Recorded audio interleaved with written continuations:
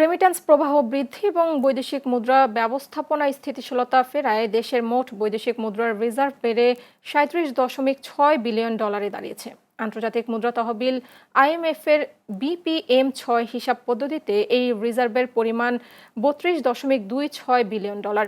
কেন্দ্রীয় ব্যাংক জানায় দেশের প্রকৃত বা ব্যবহারযোগ্য রিজার্ভ বর্তমানে প্রায় ২৯ বিলিয়ন ডলার। প্রতি মাসে গড়ে ৫ বিলিয়ন ডলার আমদানি ব্যয় হিসেবে এই রিজার্ভ দিয়ে ৫.৫ মাসের বেশি সময়ে আমদানি খরচ মেটানো সম্ভব, যা নিরাপদ সীমা ৩ মাসের চেয়ে বেশি।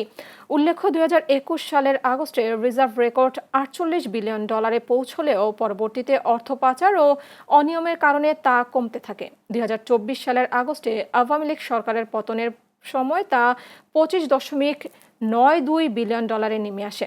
পরবর্তীতে বিভিন্ন সংস্কার নীতি, বাজার ভিত্তিক বিনিময় হার ও রেমিটেন্স প্রবাহ বৃদ্ধির ফলে রিজার্ভে এই ইতিবাচক পুনরুদ্ধার সম্ভব হয়েছে।